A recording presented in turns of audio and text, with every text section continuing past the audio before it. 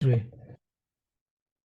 Hi, I'm Jesus Emilio Salgado Suarez, and this is, Hi, I'm Alex de Jesus. and we're gonna present. The British Empire.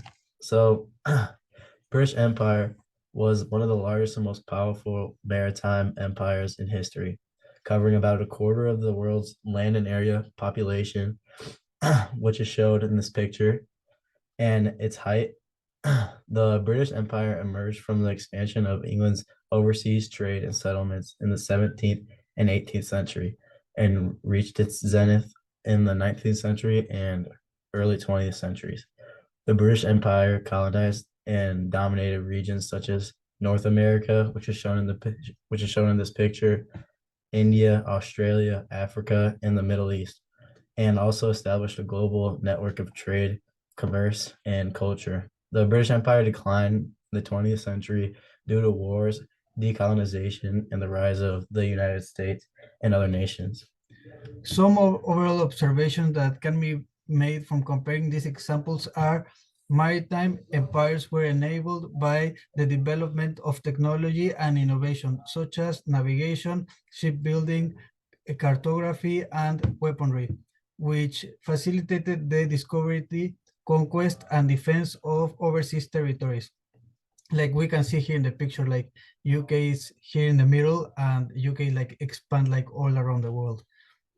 Maritime empires were driven by the motives and of exploration, trade, and colonization, which often involved the exploitation of natural resources, labor, and marketers of the colonized regions.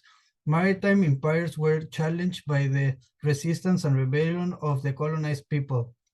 The rivalry and conflict with other European powers and the political and social changes in the metropole and colonies. Here are some other pictures based on the facts that we just stated. All right, so here are some other pictures that we have. This is the British army that helped colonize some of the other countries in the world. This is just an example of one picture of what their military may have looked like. And we also talked about exports and things like this. So this is a picture showing the exports and imports and where they came from and um, like where they came from and what helped the British Empire become what it became.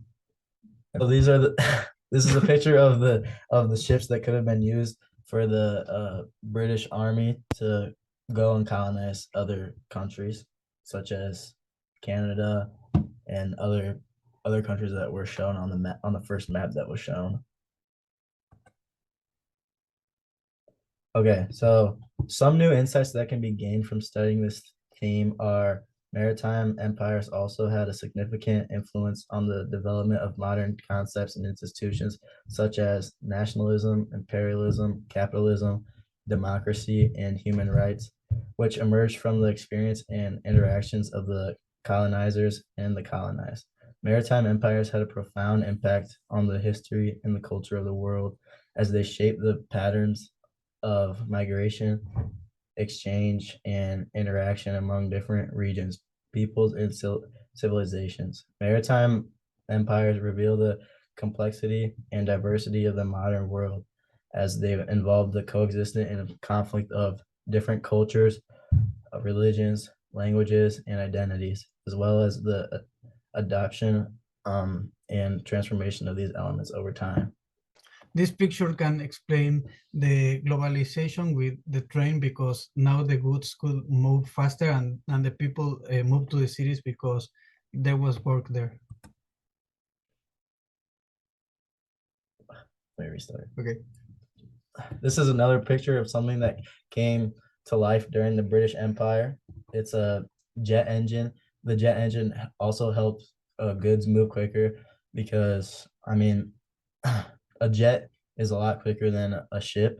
So they could get goods to and from places a lot quicker than they could if they could just use a ship, which would take days rather than possibly hours to get places.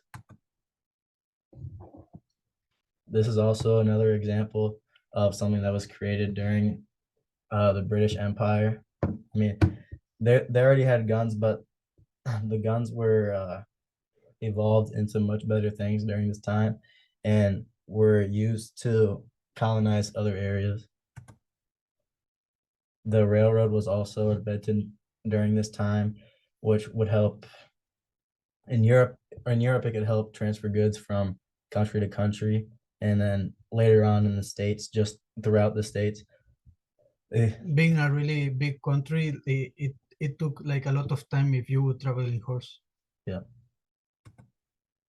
And then also roads were invented during this time, which helped a lot because before this, the you'd have to go by horse and buggy, which the horse would have to get through tough terrain to get to where they needed to get. And this just helped speed the process of transfer goods or just traveling in general. And then this is also a picture of something that I just talked about, the capitalism, nationalism, and other sorts like this. Is just a picture to show what we talked about. Some ways to apply these instincts in a personal, professional, or social context are to appreciate and respect the cultural and historical heritage of different regions and people, as well as contributions and achievements of various civilizations and cultures, which were influenced by the maritime empires. So this picture is like, it shows that one of the UK's like most popular sites. So it's just like a cultural like appropriation to England. To develop a critical and global perspective on the current issues and challenges of the world, such as globalization, inequality, diversity, and environmental sustainability, which are rooted in the legacy and impact of the maritime empires. To explore and learn more about the history and culture of the maritime empires, as well as the regions and people that interacted with through various sources and mediums such as books, documents, museums, and traveling. And then here's the last picture that we have for this presentation or for this video. It's just an example of globalization throughout the world. I mean, it's a very general picture, but it just shows that throughout this time, globalization was a huge factor in what was going on in the British Empire because they were able to take what they had in Europe and globalize it all over the world. So they brought it to Canada, as was shown in the first picture, and to Africa, and just to many other countries around the area. Well, thank you, this is our project, and goodbye. Thank you.